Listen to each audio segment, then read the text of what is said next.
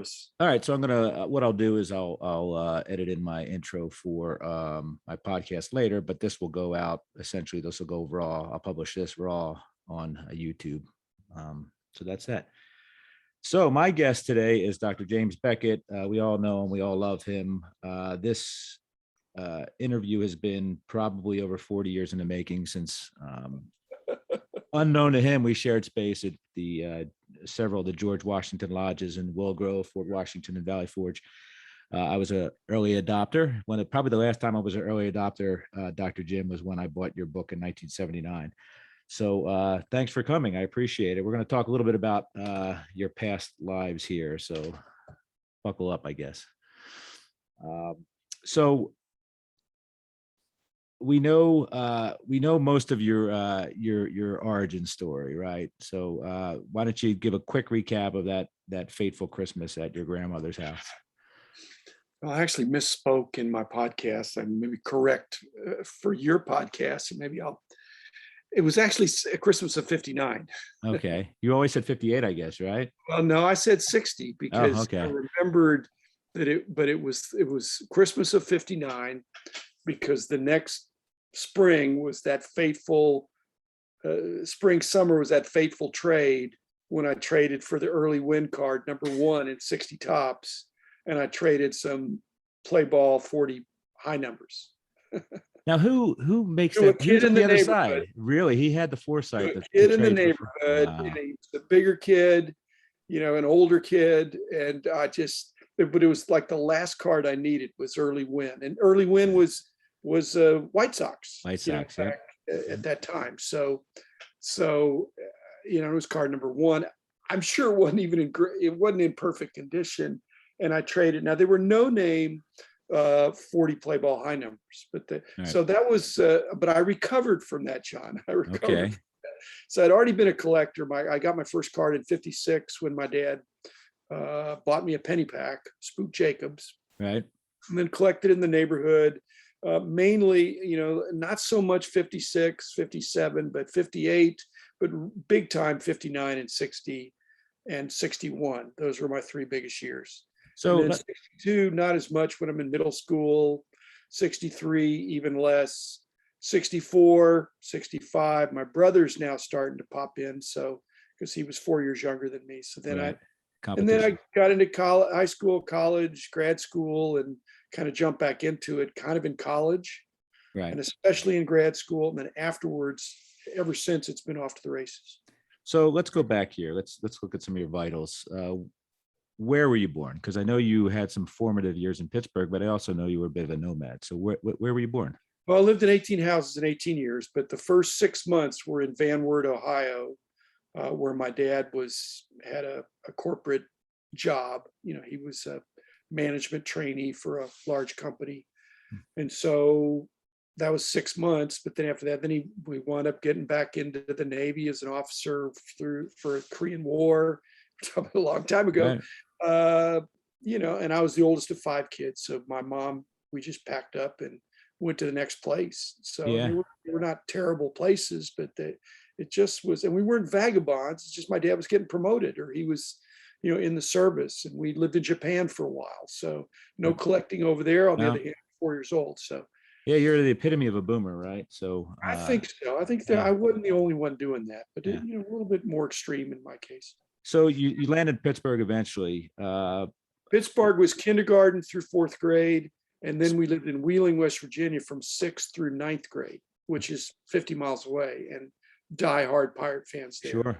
Now, did you ever, and oddly enough, there's a hotbed of not too far from Wheeling was, I guess, Weirton, that kind of area where a lot of players came from, football and baseball. Those were tough towns. Yeah, steel towns on the Ohio, right? Yeah. Where do you remember your first sporting event that you attended, professional sporting event? I mean, did you go to Forbes Field? Was that a memory you had? Yeah. Okay. Probably in the, let's see, that would have been, it was way before their World Series. I mean, it would have been 55, 56, 57, somewhere in there. But Clemente was in right field. We'd sit in right field or up the first baseline. We weren't sitting behind home plate at that point. But remember going with my dad, and then my dad and my brother and me. And, my dad had played a lot of baseball. And so he loved baseball. And, it was just great. I don't remember going as a whole family. It was just my dad and me, and then my dad and my brother. And During the day, right? probably, Yeah. probably. So you immediately hooked on Roberto Clemente? I mean, love at first He sight? had player. I mean, he just was an amazing player. I mean, it's just when Yeah. you remember back, it seemed like he never made an out. Yeah. He never made an important out, or if he did, he had some kind of a rocket that somebody snagged. Right. He just was. I mean, he wasn't hitting it over the fence that much at Forbes Field, which was he was intelligent. He was instinctive. So he was a lot of gap power, but he wasn't going to. It's pretty tough to put it out in deep center field, and in Forbes Field, it wasn't configured for it wasn't configured for power hitters. I don't think. I think you look at a guy like Clemente, and he's not someone you turn on the film and show a kid how to play baseball. His energy was very frenetic at the plate, in the Sure. field. A lot of what people would say would be wasted energy, but it worked for him. Well, wasted motion, it Wasted seemed motion, like. yeah, With yeah. his body, he had so many moving parts in his swing, and most of his famous throws are pirouettes, where when you practice that as a little kid, you have no idea where the ball Right, is going. right, right. As you pirouette and throw it, is it going to third base or is it going home or in between? I mean, you really had to get your bearings, and he just was it's like a gyroscope or something. Yep, Somehow he was able to spin, turn in the corner there, Throw. throw a rope either on the dot, one hopper to, perfect. Seemed like it was always a perfect throw, John. I know Yeah. it couldn't have been. Well, there's But one there, I guess, in the World Series against the Orioles where he throws from the right field corner, and Brooks Robinson is halfway down the third base line and just turns around and goes back, because not even a one hopper, right? And he was the same way at the plate too. It looked like he was diving at pitches and whatnot. So you're hooked on Clemente. We know that. You eventually leave the nest. I come from a four-sport town. What was it like? I know you're a Cowboys fan, I assume now, but moving around, how do you adopt new teams? You didn't have a basketball team in Pittsburgh. You didn't have, or even in Dallas when you got there, hockey team. How was that adapting? You didn't latch on to any other teams, I guess, prior to maybe becoming a Mavs or a Stars fan, right? Well, let's see. Let's take it in order. Yeah, the baseball. Baseball is my first love, and Pirates first love there, and I've been pretty faithful to them in spite of some thick and thin. But I don't Right. follow it as much for the Pirates because it's discouraging.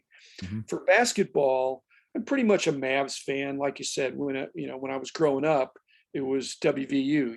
West Right. Virginia with Jerry West, and that was from being in Wheeling, West Virginia. Not so much NBA at those times, with Jerry West when he went to the Lakers. I mean, I loved pro basketball. I loved college basketball, Mm-hmm. but the Mavs pretty much are my loyalty there. UCLA, my parents moved to LA in 67. Perfect So timing, huh? perfect timing. Yeah.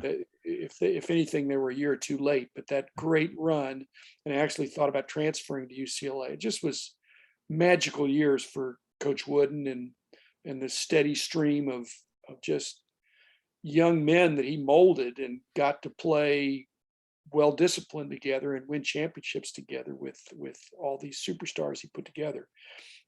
Football, pretty much, Cowboys. I never was a Steelers fan, for always being a Pirate fan, but the Steelers were not very good. I remember seeing Mike Ditka play in college. That was a highlight. He was impossible to bring down. He looked like a giant with these guys were trying to bring him down, and it took 4 or 5 guys to bring him down. He just was a big tough guy. Yeah. A beast. Yeah. From Pittsburgh, right? Yeah, and he went to Pitt. Yeah. So I mean, then also, and Pitt was good in those days. And then for hockey, really at Bowling Green, I got into hockey. Bowling Green had won the national CCHA or whatever it is. They'd won, and they were always very, very competitive. So I really got into college hockey and tracked some of those guys that kept going. Falcons, is that what we're talking about here? The Yeah, Bowling the Green Falcons. Falcons. Yep. Yeah. They had a number of NHL players.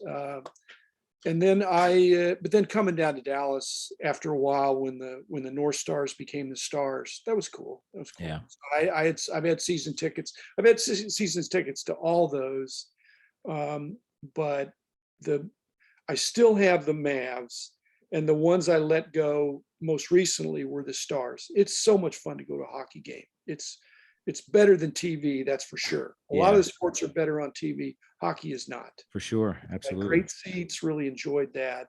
But the seats were pretty pricey. They were very pricey. And, kind of had seats for a while, and I went through all my buddies that wanted to go to hockey games. Right. Yeah. And I thought, well, okay. And I knew I could always get them. You can always StubHub get them, but you know, I hockey's a great sport.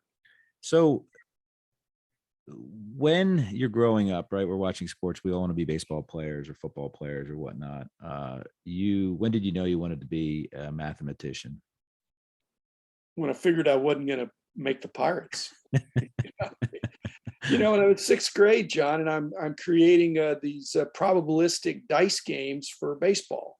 Okay. Not football, not basketball, not hockey, but just baseball, all the rich statistics. But that was sixth grade, and I had you're into it when I found a way to kind of surreptitiously cheat.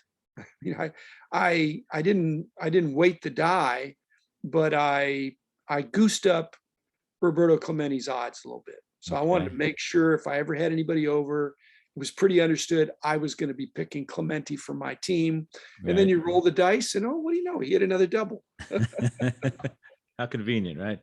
So, but it was true to life in terms of batting averages. Within a few points. Okay. But it wasn't true for Clemente. A little bit of boosting Right. of Right. Clemente's He was juiced, average. right? Yeah. And there were no defensive statistics in those days. But this was like APBA and Stratomatic and the Catacoelis thing where you'd spin the wheel and all that stuff. So I had all those things too. So that led you into your I think so. I mean, just the back of the baseball card gives you a lot of room for trying to analyze, and so it was great. So I've been to Bowling Green, Ohio. I've worked in Bowling Green, Ohio. There's not a lot in Bowling Green, Ohio to do. You at some point, I assumed you got your tenureship, right? And you felt like you were set, and that was going to be. Was that it? You were going to do your consulting? Yeah, I mean, I got tenure early, right? And there really wasn't that much to do there. On the other hand, I was single, and the hobby was beginning that boom period. Yep. Where every weekend I could go somewhere, and I didn't go every single weekend, but I went as much as I wanted to card shows as a single guy and driving distance. Yep. And so it was cool, and that's really where I built my collection. Is in the mid late 70s in Bowling Green, going to shows, buying dealer tables, buying. So what was that first buy like? What was the impetus for that first buy? You're a collector up to that point. What is the? Well, no, I'd been doing the buying trips even before I got to Ohio. Yeah. Even before that, though, I mean, when you're at some point, I know you talked about, I guess, your time in the Army and whatnot, but what led you to cross that line from I'm building collections to I'm building inventory, as I call it? No, well, I don't. That's very subtle. I don't know that I even thought about that line. Other than the fact was that's what was done in those days. Was always working your way back, and to get older cards, you almost couldn't even buy older cards from collectors as much as you'd have to trade. You'd have to have trade stuff. I mean, Right. just money. And so the only way you had to get cards from non-collectors. And so I'd put ads in the papers and things like that, even before I was in the Army. But I did get some collections when I was at Fort Bliss, and I got collections in Hawaii since my parents had moved out there in '73. So I got some 52 tops high numbers out there.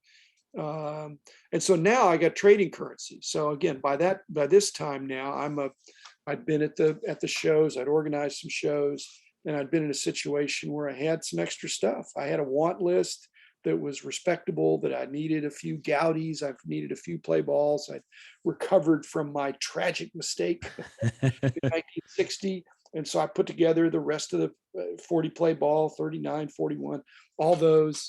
But like I said, it really, John, wasn't about money. It was more about you had to have some trade material Right. to get some of the good cards that you wanted. And but then all of a sudden you realize, hey, I got more than trade material here. And there were more shows coming out. And so you put stuff out to sell. And, but a lot of those early shows were a lot of fun because a lot of the dealers were your customers. It wasn't so busy that you would roam around, kind of almost leave your table untended, right. Unmanned, right? and see what you could trade with. I suppose you were around in those days. I mean, Yeah, it was late fast. 70s. Yeah, it was Simpler. neat. Yeah. Now, By late 70s, it was starting to get a little bit more sure. commercialized. Well, But and one thing I want to ask you about that is in, late 60s going into the 70s, kind of 10 years before my time. What was we talk about the cards when I was growing up, obviously Hannes and Mickey, the 52 Mickey. What was it in the 60s? Was there a card to have? We know what the Mount Rushmore of cards is essentially. Most of us can agree on that. But what was it like back then in the 60s? Did somebody have to get the 52 mantle or the I don't remember that, but I wasn't in the 60s. I wasn't very nationally or even locally. I mean, I was neighborhood aware.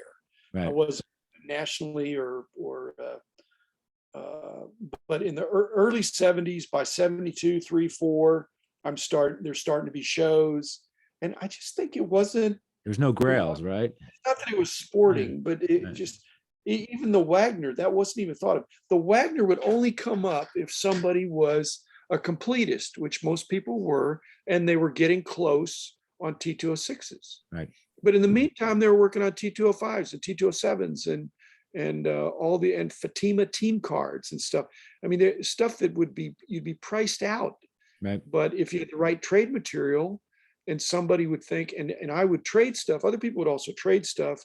If you could trade something, even if it was pretty rare, but it was a set you'd never be able to complete, if you could trade something for something that you could complete, there's a real premium on completing sets. Sure. Not so much on type cards. I don't think I really got into more type cards, later on. But I think type cards are a great way to collect, to get samples from a bunch of different sets. But the impetus in the early mid 70s was completing sets, and there'd be bragging rights about complete sets, not about individual cards. Gotcha. More so. Yeah. Now let's talk about the transition from the 60s to the 70s. One thing that fascinates me, obviously, is the cultural part of it. Everybody had, I assume most of these ball players had mandatory military service still at that point. So everybody had high and tight haircuts, right? When we break into the 70s, by the end of the 70s, were beards, mustaches, sideburns, all that stuff. Did you see was it a gradual or a rapid change from that high and tight to all of a sudden the Oakland A's are doing their thing? I mean, did you notice that at the time? Well, I noticed in my own hairstyle. Yeah. Yeah. Okay. I think go from high school. You let your hair down a little, did you? Yeah, no, I had long hair, but Gotcha. it's just, but Roberto Clemente was in the Marines, so, and that wasn't, he didn't make a big deal about it, but so somewhere in the late 60s with Vietnam, it switched, and there was a more counterculture and protest and rebelliousness, and Right. so.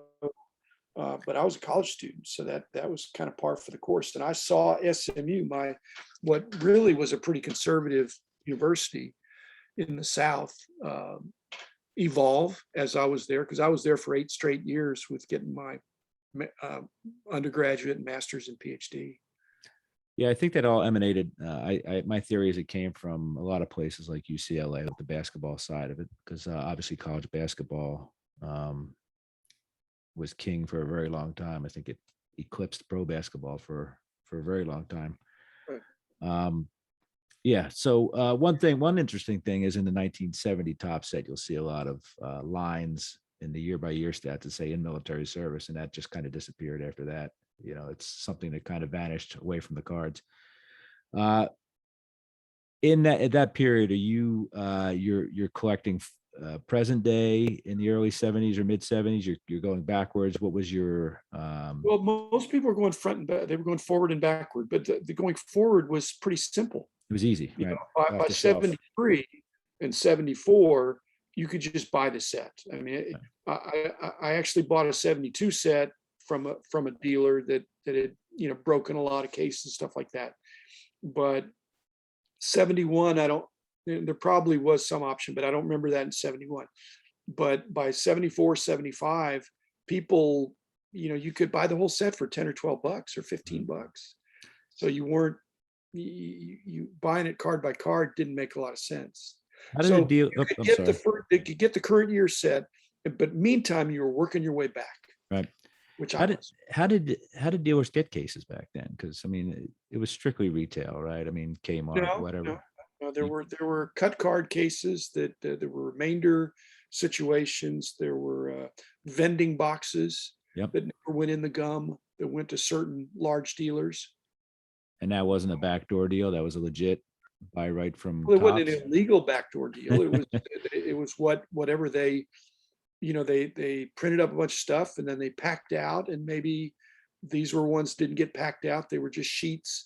There were even some dealers at some point that got uncut sheets that they could then cut up, Sure. and we know that happened. So, so it wasn't contraband. It was just, again, cards, just running the sheets of the cards. It's just cardboard. You know Right. what? Printing is a volume game. So, you know, it's the what costs is not the ink and the paper. I think it's the distribution and the cutting and the packing out and the putting in the gum and the wrappers and the middlemen and all that kind of stuff. Yep. So Tops was, you know, had some lots of cards that went to people that never saw gum Right. in the early 70s. Did you collect? Were you actively collecting football and basketball at that point? And I said I had a 61, 62 Fleer basketball set that I had partially from when I was a kid that I traded in the 75 or 76 or somewhere like that, and traded it, which was a Why? great deal at Why? the time. But I just thought, you know, I can always get another Fleer basketball set. It's only 66 cards. Right. You know? Right. And then I woke up a few decades later, Rip Van Winkle. Thought, oh, what happened? It's around here somewhere. That's what I do with my collection. I could have sworn I had that somewhere. Let's talk a little bit about the 70s, the culture. Tell me about your music tastes back then. Did they evolve? Probably it got Were more. you a Beatles guy? Because that sounds like it's I right in love your the wheelhouse, Beatles. right? Yeah, no, I'm prime Beatles age. Can I But ask you a personal question here, and you can answer and not or not answer? Are you a Lennon or a McCartney guy? probably McCartney, since I'm Okay. left-handed. All right, we're on Lennon was opposite kind sides. of mystical and kind of you know, kind of extra philosophical. A little edgier too, right? All right, so Beatles. What else we have going into the 70s? Beatles are gone by that point. I was, you know, I liked. Let's see, Kansas, Foreigner, Okay. ELO. I liked kind of orchestral rock kind of stuff Right. that was musical but had, you know, a good pulse to it. Sure. Well, it sounds kind of complicated too. You're a math guy, so a lot of that stuff was. Well, I mean, math. Music is math. Yeah. Yep. Music is math. Yeah. Yep, for sure. All right. So, what about movies, TV shows? Give us a little insight there. Oh We gosh. talking Godfather here? No, Godfather. Sure. Right. And I'm curious about TV because TV was all over the place in the 70s. Yeah, probably the. Or The did you have time for sitcom- any of this? No, it was. Trying to think. Well, I'm older than you, but I remember watching The Fugitive. Yep.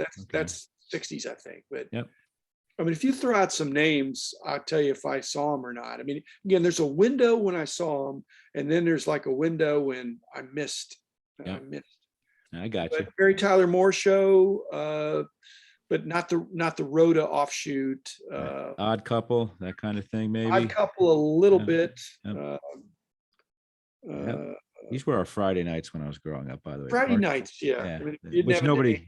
Yeah, nobody watches TV on Friday night anymore. Yeah. 70s, it was a big deal. Tell me, Dallas, I never watched Dallas really. In spite of it's a pretty big deal, right? now, but So, I mean, I'm not a big soap opera guy.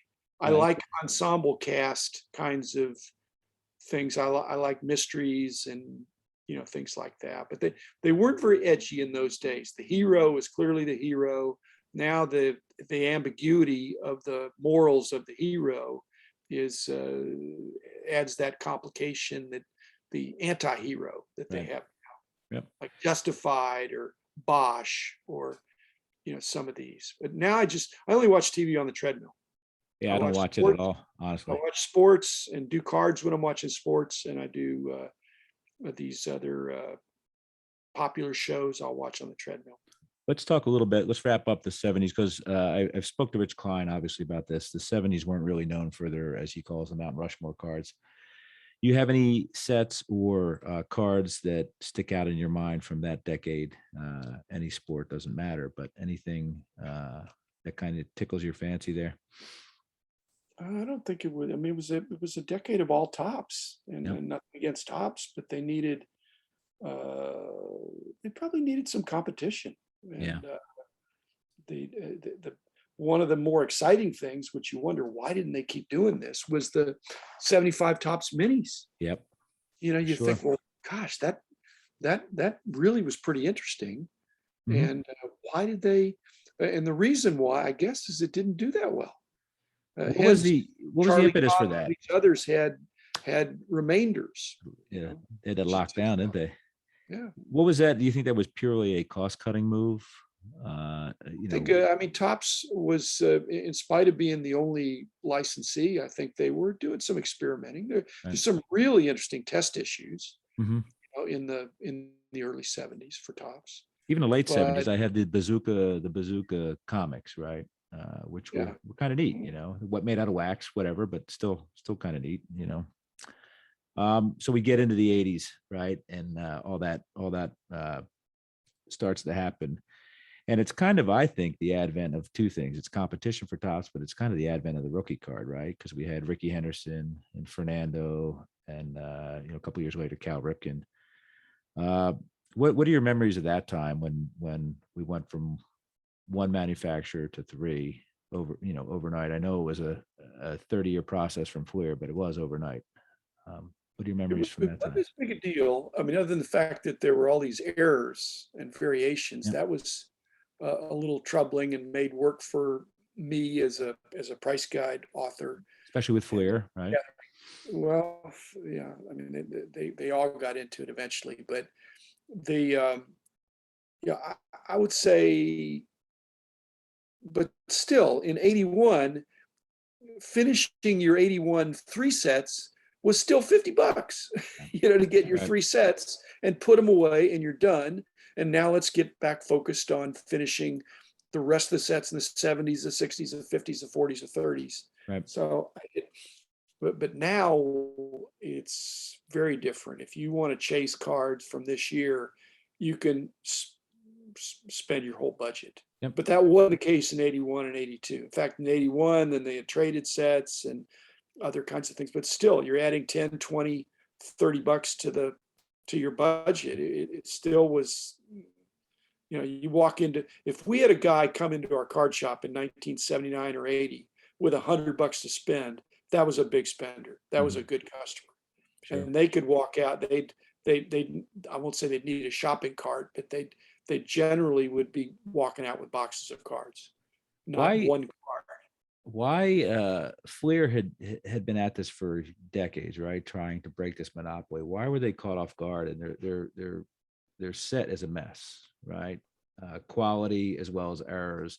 Just the quality of the set, photography, and the data they put in. Why is it a mess? Were they taken by surprise by the victory, or Well, I've what never do you think? really been asked that question exactly this way. So let me come at it. I think that the number of errors and variations and problems in the 81 Flair set are too many to be intentional. which some people have said that they wanted to make a splash, Mhm. to put a chase factor on their cards.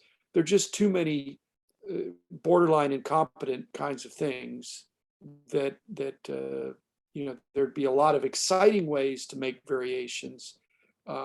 So I think they were just well, I mean, they'd done other other sets. They did those 66 card Fleer teams in action Yeah, the football basketball ones. They did it in football a couple of years prior ones. to. Yeah.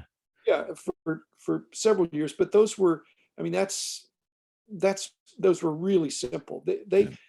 I think, I won't say they bit off more than they could chew, but it was just um, it apparently wasn't as simple as they thought, Right. and they may not have had they may have added some new people to their team, because it looked like the left hand didn't know what the right hand was doing.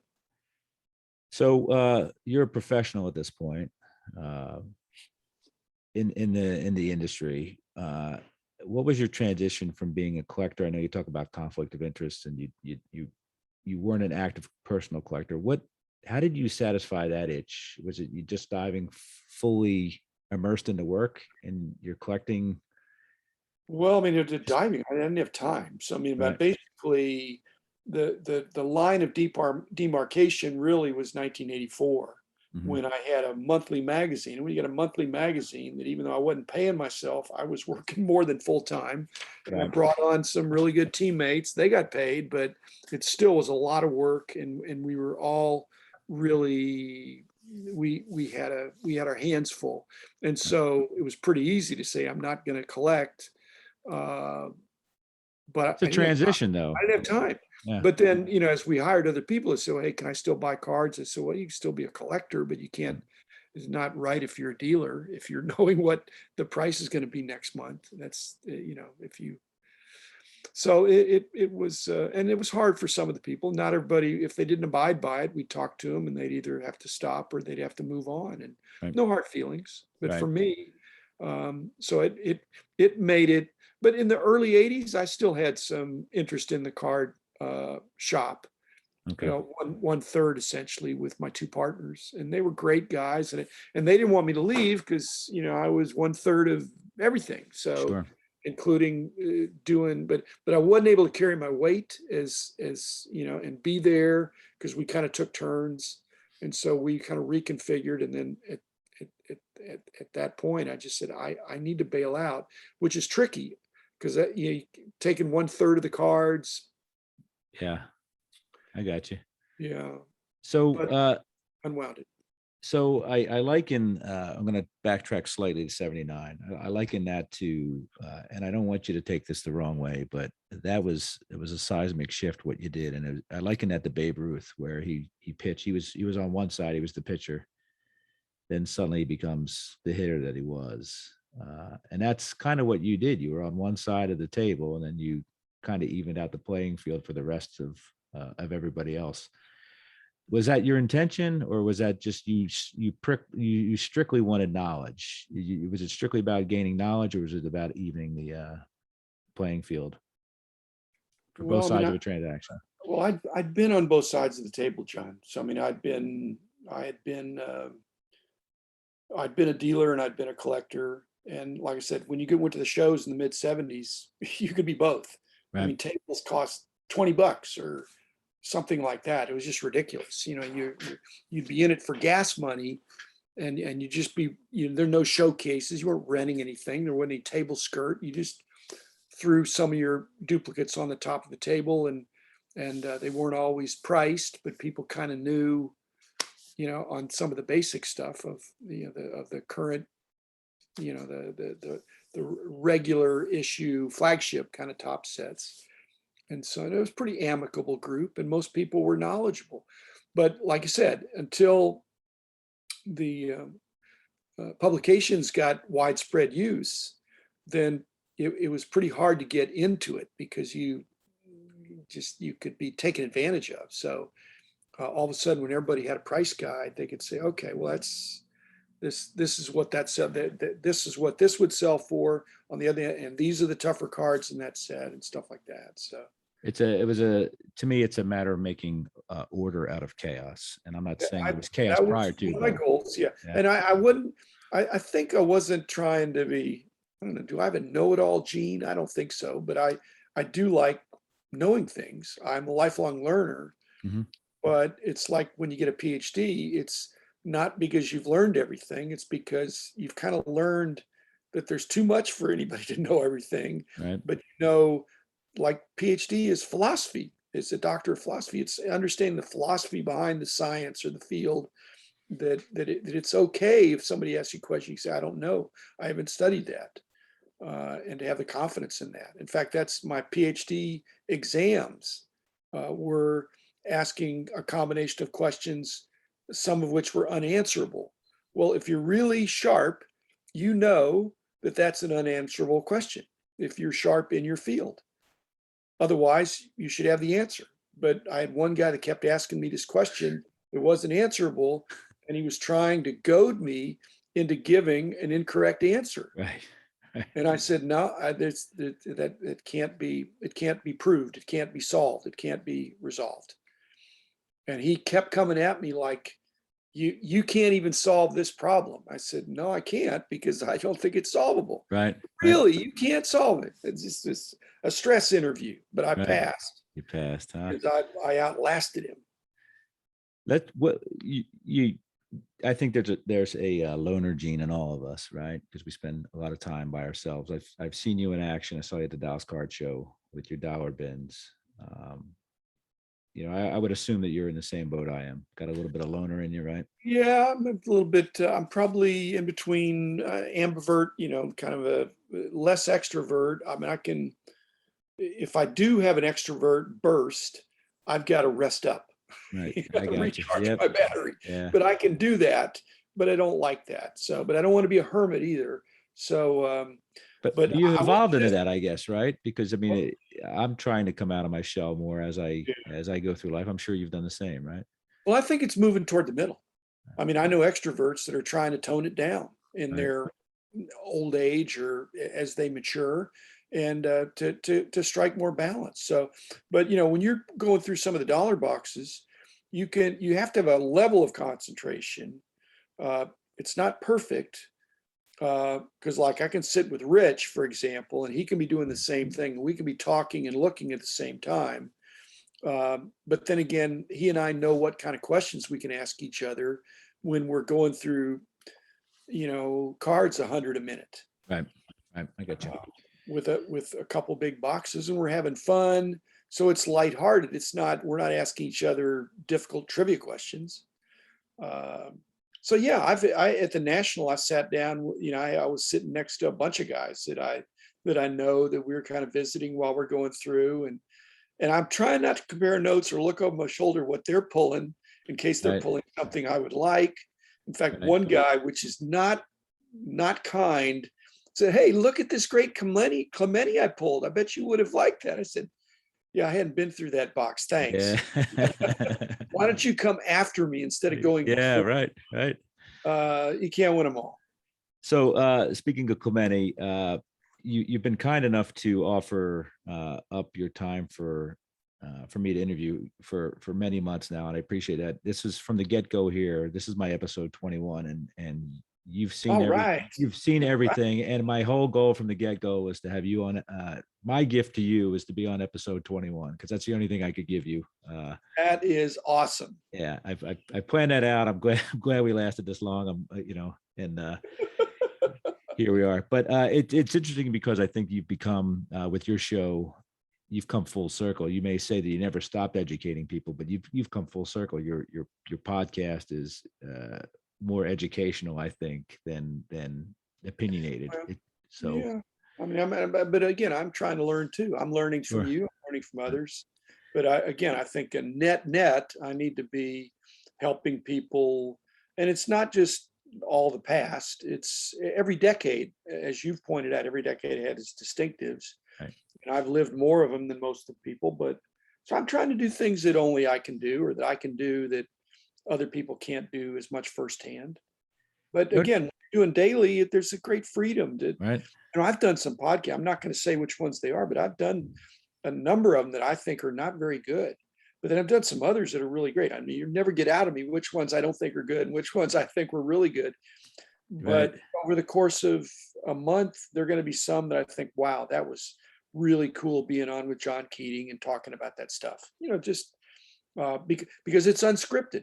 Right. It's Now, I've listened to all your episodes, and the only mysterious thing in all those episodes, you're 500, 600, wherever, you're somewhere between 5 and 6 right now, I imagine, 100 episodes. You had a Spinal Tap reference in there, and it blew me away, because that was my life for 10 years. where the amp went up to 11. Yeah, exactly. Now, that wasn't a pop culture thing. You've watched the movie, I assume, right? Yeah, You enjoyed the movie, because you threw that out of left field. That was crazy, and that actually made my day, because that means more to me than it does to most people, due to the line of work I'm in. So I do appreciate that. And well, I've done what is it? Usual Suspects. yeah, Usual Suspects. Yeah. I've done some other iconic kinds of things, but it's stuff that's in the culture and Right. Right. And that's part of my thing, is the culture influences the cards, and the cards. well, it's all related. And that, so, we're yeah. seeing that with Ken Golden, who's got the fusion of money. Is he's not only digging deeper into sports cards, he's doing all these other pop culture things too, and setting records there. He's putting them on the map. Right. So, yeah, I think as a well-rounded person, I just think you ought to have some awareness. I mean, you can't know everything, but Well, I appreciate that you had that yeah, the humor in that, because that's not for everybody, right? So I don't care if you don't like to be referred to as a Babe Ruth of our hobby, or to be a little more obscure, Candy Cummings or Nat Hicks. I don't know whether you know their contribution either, but maybe some of my listeners can look them up. But that's essentially, it changed the game. And again, thanks for coming here with me to speak to me. More importantly, I want to thank you for your contribution across the board. You cross all generations, and the appreciation that you have for all aspects, and the support that you give other content creators is amazing. So I want to thank you for that, because it's a really wonderful thing. So that's it, episode 21. Congratulations, we made it through, Dr. Jim, and I appreciate it, and talk to you soon. I appreciate you very much. Thank you. All righty, sir.